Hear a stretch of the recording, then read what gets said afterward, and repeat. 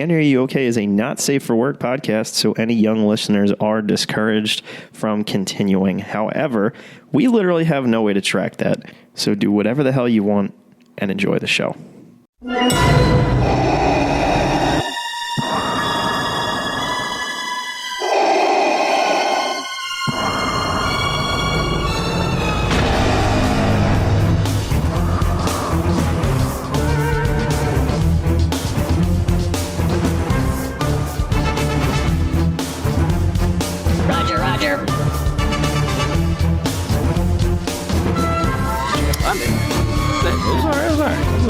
Just another. We said fake conversations. Never, I'm always doing fake conversations, but I'm having real conversations. Talk all the time, bro. We talk. Mental health regular.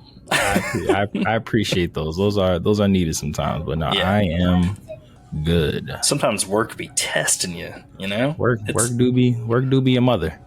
It's like so much time and effort, a lot of training involved, doing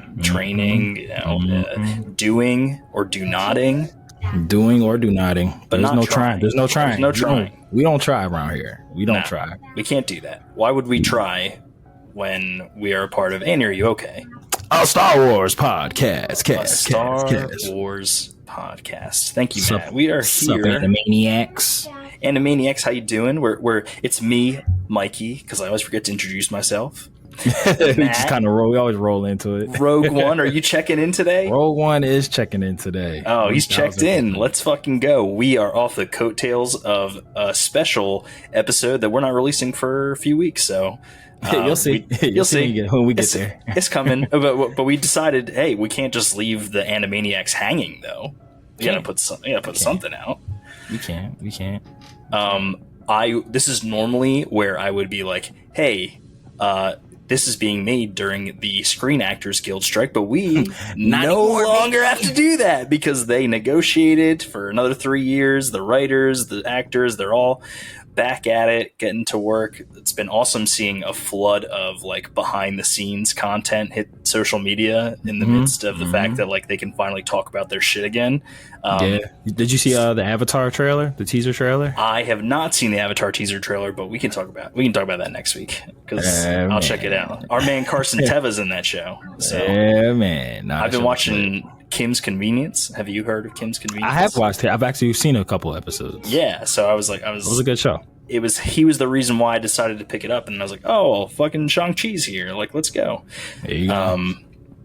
Where's he been at, man? Like, he was one of my favorite non-Avenger movies. I know. Like, I love Shang-Chi. Best of Phase 4, if you will. I would agree with that. And he's kind of just been not around. I don't think that's his fault. I think that's the writers not doing a good enough job of including him in things.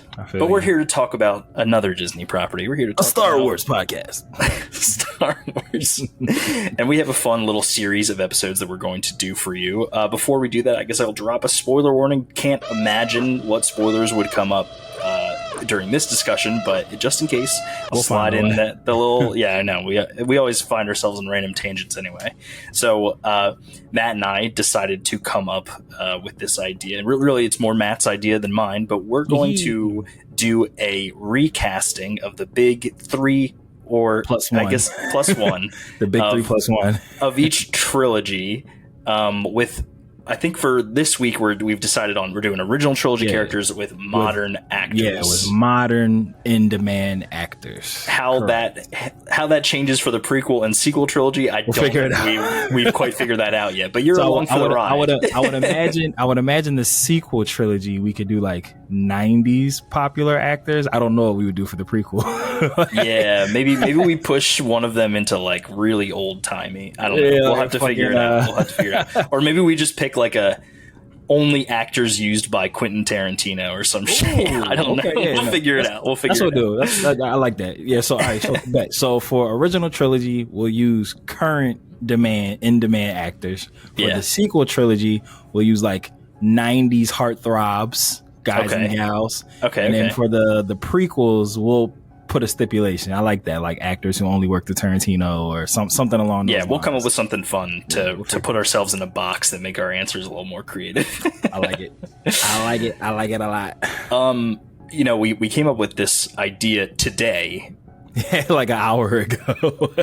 but man, like the wheels started turning, and I gotta say it was a lot more difficult than I thought. But I think that there were just certain things that I wasn't thinking of. Like I was like, how do I make the Han Solo Leia relationship not creepy? I did had to factor that in. Yeah, because there were a few things that I was like, I would really love to cast this girl, and I was like, she like just turned 18, I think. So my Han Solo, who I'm very like, I'm locked in on my Han Solo pick. So I'm curious if we have any overlap. It'll be interesting. Cool. It'll be interesting. I'm still torn on my Obi-Wan. I think we're both I think we are both still trying to figure out our Obi-Wan. So let's hyper dive right into things and get things going. Matt, would you like to start us off? I'll let you pick the character, and then we'll go through our actor/actress. Okay, so we're starting to do. I'll start with Luke, not because he used the star, because I have two actors that I would go with because of tonality. So if I wanted to go for like younger adolescents, don't know nothing, wet behind the ears, kind of like how they wanted to, kind of how they did portray Luke in New Hope, like, young punk kid, wanted to be a imperial pilot, this, that, and the third. I'd go with the boy, Timothée Chalamet, the guy. If I wanted to go for that young, brash, hard-headed. This is just a Dune ripoff. No, I'm just kidding. I mean, that's what Star Wars is. I do like Timothée Chalamet. And I do think that he would do really good in the role, but you said you have another. Yeah. So, but the one that I actually would want to go with is Taron Egerton. Okay. Yeah. A little Kingsman in here, right? Yeah, a little Kingsman, because he obviously has the acting chops. Won the Oscar. I believe he won the Oscar for Rocket Man. I'm pretty sure. I think he did. I think he did too. But I don't know, like his aesthetic, I feel like he just kind of like the dirty blonde hair. Like he looks like someone who lives on Tatooine, kind of like the 5 o'clock shadow regularly. This, then the third. He's in good shape. And I could, we've seen him, I feel like, in enough fantastical movies like Kingsman or Robin Hood, and though I feel like he fits very well in that fantasy world. But yeah, Taron Egerton would be my Luke. Yeah. I think that's a really strong pick. He's had some pretty big performances in his already short career, but yeah, he's kind of like that young up and comer that I think could carry the main part of the story. And I feel like he has emotional range too that 1,000% would fit the role. I think one thing that and obviously I think throughout this we're probably going to be comparing them to the other actors who portray these characters, but I don't think Mark Hamill gets enough credit for how much emotional depth he brought to Luke, and I think that in Empire Strikes Back you really see that he really sells the performance of finding out that Darth Vader is his father, and I think Taron could give, maybe not match quite the same level, but a performance that's comparable that audiences would be pleased with. So I think that's a strong pick. Hey, appreciate you, good brother. So bud. All right, I went back and forth a lot. I think a lot of this casting choice came out of me just really wanting to see this actor in Star Wars, but they have proven their emotional range. Also an Oscar-nominated actor. Hey. And when I thought about Luke and growing into this person, I really went back to kind of the first thing I saw this actor in and watched their career grow to what it is at now. And that is Stephen Yeun as my Luke Skywalker. Oh, okay. So off the reservation, wet behind the ears. Yeah, a young Glenn from The Walking Dead, if you will. I think that is very much like an innocent person, and then you watch him grow through these dark things in The Walking Dead, and his performances, and those are great. We know he can carry a leading role and kind of be that. His voice role in Invincible, I think, is another aspect of this that really makes me feel okay, yeah, he could definitely be Luke. And coming off the coattails of Beef and just seeing his mature performance, very much I could see him bodying Return of the Jedi, where it's as he goes, he just continues to impress as Luke Skywalker. So that is my pick for the leading man, if you will, of my I love recast that trilogy. I love that pick. Actually, that was really good.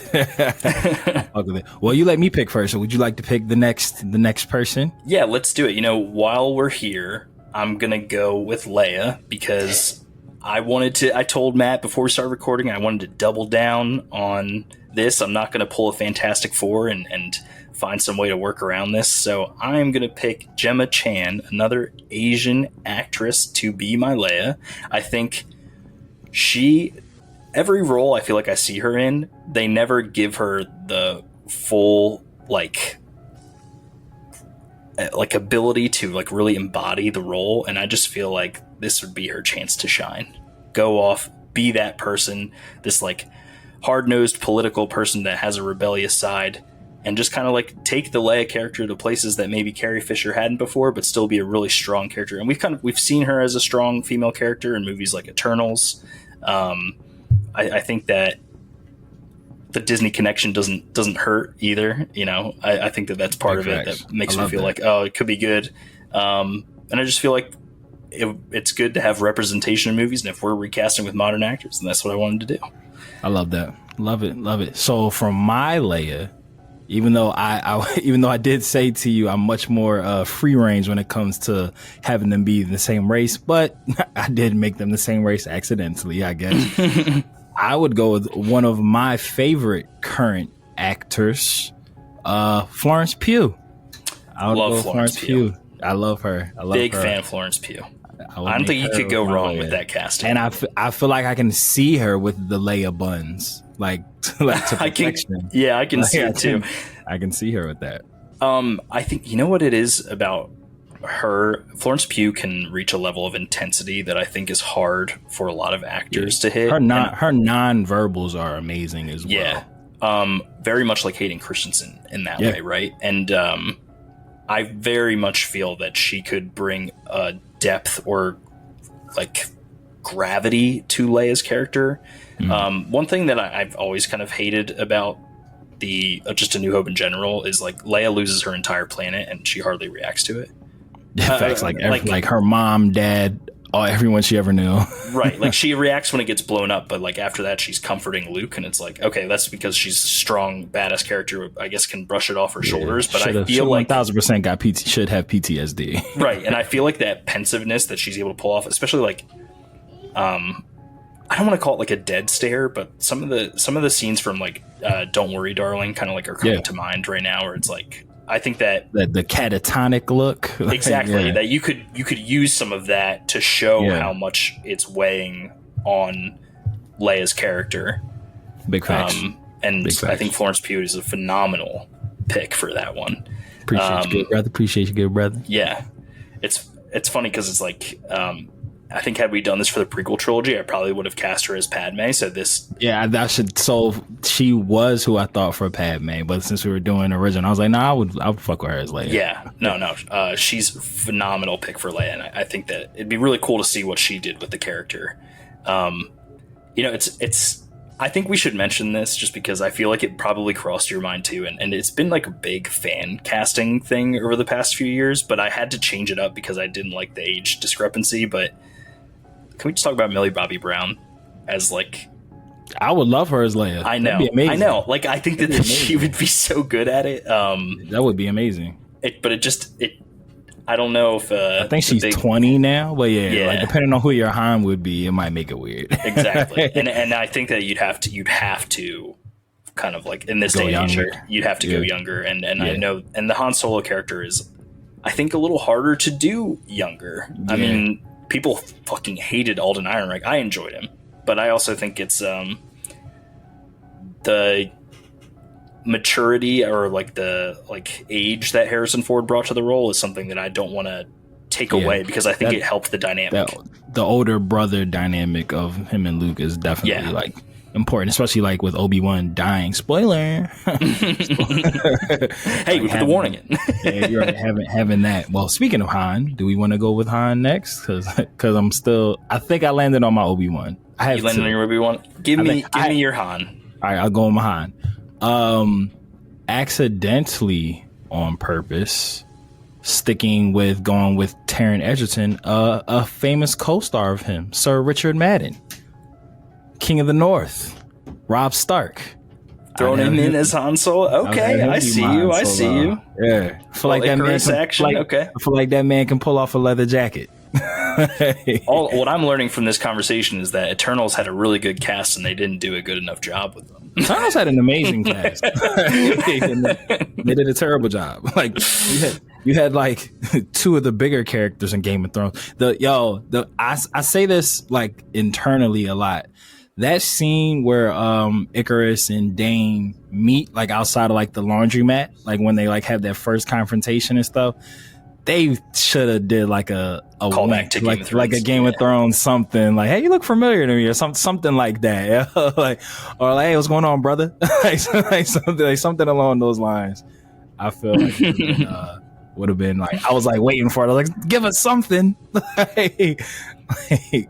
Like you could have been like, oh, you moment for the audience. You know nothing, Dane. Like something. But yeah, Richard Madden. I'd have him be my Han Solo.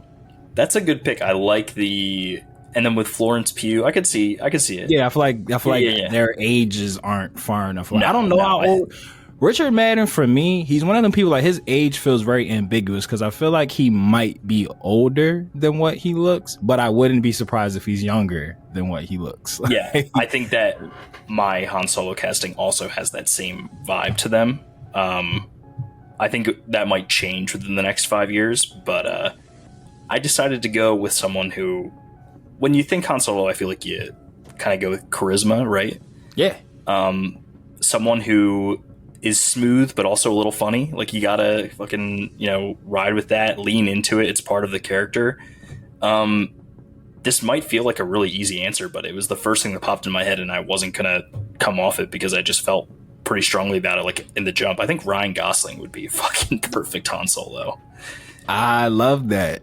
Get a little Blade Runner, a little Blade Runner action. I'm with yeah. Like I think that he could, and dude, after coming off of Barbie, the man has comedic chops just as well as Ryan Gosling's hilarious. I knew that before Barbie. Like he's always been hilarious to me. You always say like on Dragon Ball for Life and on Andrew, okay, the range, but for real, Ryan Gosling, the range. Yeah, like Crazy Stupid Love is probably one of my favorite. So good, so good. It's probably one of my favorite rom-coms of all time. I don't even know if you would I don't even know if that's considered a rom-com because it's really technically not a comedy.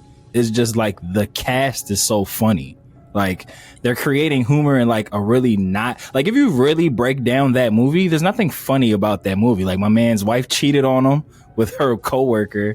She cheated and he gets kicked out the house. And then becomes a hound dog out here in the streets. So I was like, there's really nothing funny about that movie. Let's call it a romantic dramedy. There you go. I love that.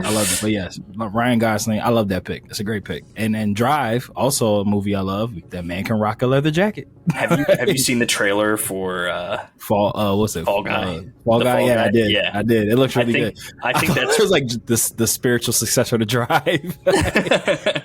Because spoiler, he survives at the end of the movie. That's what happens. That's how his story continues. Like, it continues to be a stuntman. But yeah, there was something like even just in that trailer alone, I was like, that shit looked amazing. We didn't know we were doing this, but I think that it just feels right and it fits. And then Ryan Gosling and Gemma Chan definitely isn't not enough of an age discrepancy to make anybody feel weird. Yeah. I think that's good. I kind of would love to see Ryan Gosling and Steven Yeun interact. I think that was another thing that I was like trying to think of, like, well, how are these guys going to play off of each other, Right. And I think I've seen them in enough ensemble casts that it feels like it could work. I'm rolling. Yeah, Ryan Gosling. It's he's definitely. I give 2 thumbs up to that one. All right, so I think I got my Obi-Wans. So I have 2 because it would change based off my 2 Lukes because they wouldn't match with the other. So if I were to go with the Timothée Chalamet, I would feel more comfortable picking a younger Obi-Wan because he's a younger person. I wouldn't need like that elder statesman geriatric Obi-Wan. I would still pick an older person. In my version of Star Wars, I would like to see Obi-Wan maybe not so much as a hermit, definitely secluded, but for some reason in my head, I see him as like a drunk. Like he's just been drinking his pain away. Okay. From everything that went down. He's cut himself off from the Force. He's rusty. Doesn't even know where his saber is at. He's using his saber to prop up a TV or something. Like when like the Easter egg in Iron Man 1 when he has the shield to hold up the laser and stuff like that. So if Timothée was my Luke, I would have Jeffrey Dean Morgan be my Obi-Wan Kenobi. Well, first off, for the drunk character, I think Jeffrey D. Morgan could definitely do it. First thing that comes to mind is the comedian from The Watchmen. So like that's or Negan from Walking Dead. For sure. I think that he could do a really good job, and he has that kind of like grizzled tone that it would be different than the Obi-Wan we know, but I feel like it fits what you're trying to do. Exactly. I'm sorry, did you want to do yours? No. Go ahead. If I'm going with Taron Egerton, which is like my pick that I would want to stick with if I did the recasting, I feel like because he has a lot more maturity and is obviously older, but also like looks the more part, I would want to stick with the elder statesman Obi-Wan, very much like Alec Guinness did in his portrayal. And I would go with Morgan Freeman. I mean, you can't go wrong. You can't go wrong. Genuinely can't go wrong.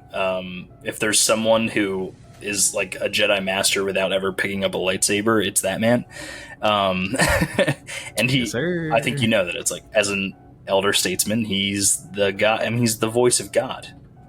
Like exactly, or the devil if you believe that fan theory. Yeah, but I could totally see him telling Luke to like use the Force like as just a voice echo in there. Like that feels, man. Now, oh man, you got me rethinking a little bit because I think the voice of Obi-Wan is a really important aspect. I did too. That's why I'm worried. Like Freeman of the character, and I'm like, oh fuck, I need to. It needs to live up to Alec Guinness. So I'm still choosing between people. No, you know who else I would also, if Morgan Freeman is, if we were basing this off of like today's time, like literally 2023, because Morgan Freeman is kind of getting up there in age and it's starting to show. Certainly. If not him, going kind of for like that same age range, strong black male character with a very distinguishable voice, the anime legend, animated voice acting legend himself, Keith David, I would also pick as like, if Morgan's a little bit too over the hill, Keith David, I feel like also with the, like I said, the voice, the tonality, the voice, and he has a very recognizable voice. Everybody knows him from his live action and animated voice. But yeah, that'd be a nice second if Morgan, if he's busy eating tapioca at the retirement home. But yeah, give us all your Obi-Wans. If you got more than one, give them to us. I think I've settled. I definitely wanted to go for an older. You know what, dude? I think this is gonna sound weird, but both of my choices have played Commissioner Gordon. Ooh, I'm liking where you're going with this.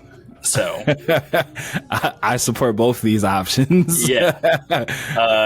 Gary Oldman, I think, could be a good Obi-Wan, but there's something about him that feels too lanky to me. Yeah, he'd have to bulk up a little bit. Yeah.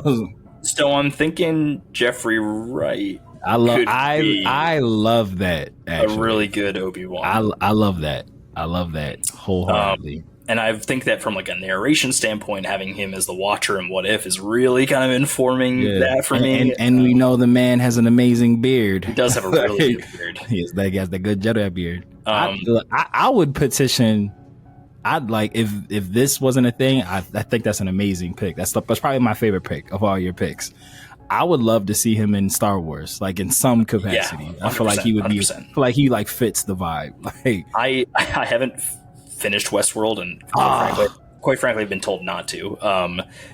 But he's fantastic in that show. How far where did you stop? I got right to the point where it got really confusing. So like episode 7 of the first season.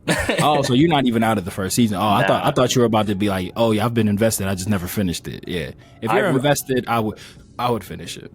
Yeah. I loved Westworld. I was super locked in on Westworld. My biggest problem with Westworld is that I can't unsee McPoyle from It's Always Sunny as McPoyle. So, and there's nothing. Listen, I can't remember his last name, but his first name's Jimmy.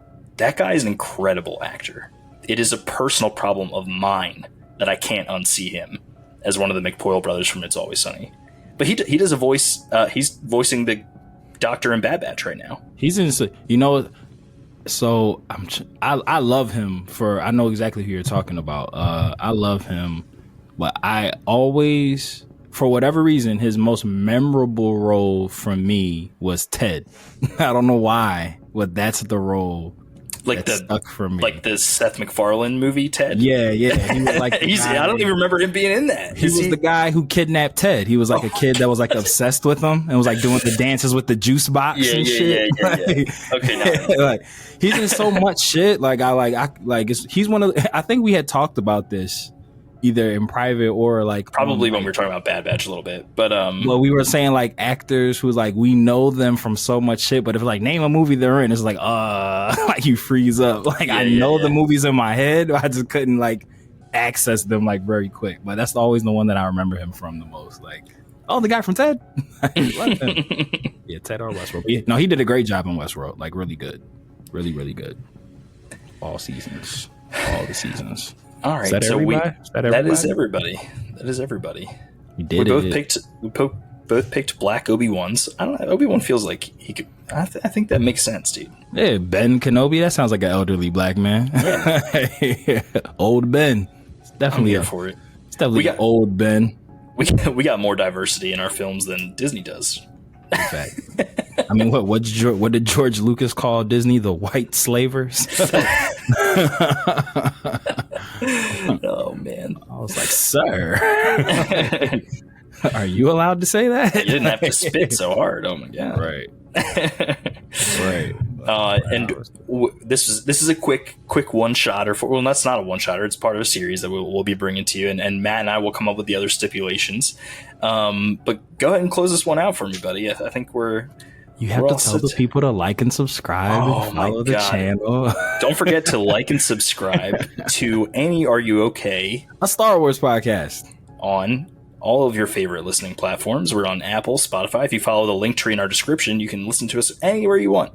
So please go check that out. Anywhere you want. Also, drop a review. I don't care if you leave a 1-star or a 5-star, but just so you know, 5 stars helps. If you really hate us and you leave us a 1-star review, we'll probably clown on you in the next episode. I'm just saying. Make you famous. Yeah. So if you want your hatred heard, you can slide into our DMs and ask me anything. Slide up we hyper dive right into them DMs. Yeah, like we're willing to answer any questions. It doesn't even have to be Star Wars related, honestly. I'm it's ask me anything. So we're just nerds, just out here trying to make our way. That's true. Star Wars questions encouraged, but like Matt said, we're just two nerds trying to make our way in the universe. So like our nerd ancestors before us. You can also find Matt and our good friend Travis over on the Dragon Ball for Life podcast, our sister show. We just dropped an awesome Dragon Call, part 1 of a Dragon Call with Caustic Phoenix, who is a part of the Game Hers. So got a lot of fun things going on over there. That was a great episode. And I'm not gonna put Trav's business out there by dating him. But happy birthday, Travis. Oh, happy birthday. Happy birthday. Happy birthday to my guy. Happy birthday to my guy. Not gonna tell y'all when his birthday is. Mind y'all business. Just know. Whenever you listen to this episode, his birthday will have passed. Yeah, just say happy birthday. Right. Hey, someone could be listening back to this right now. You know what? Hello, listener in 2025 who just decided to listen back. For some reason. It's no longer Travis's birthday, but you should still tell him anyway. Yeah. Still tell him happy birthday. He'll be really confused. I hope he gets several of these throughout the years. Hell yeah. You know, just make it you're missing. Some committed Animaniac. Just make it you're missing that every year at some point. Just say happy birthday, Travis. Like, doesn't matter the date. Doesn't have to be consistent. Just once a year. He's the best of us, so if anyone deserves it, it's him. You know what? Let's make it more. Let's make it more specific of an instruction. Come back once a year and comment in this specific episode. Happy birthday, Travis. Once a year, whenever you want. Whenever you want. Whenever you're listening. Spam it. Just spam it. It just has to happen at least once a year. Just say happy birthday, Travis. We'll forward it to him. What a present. Be as annoying as possible, honestly. If I got one a week, I would still send it to him. Human Holocron, before we close this bad boy out, do you have any other words of wisdom for the Animaniacs? Keep pushing through your seasonal depression. Keep pushing P.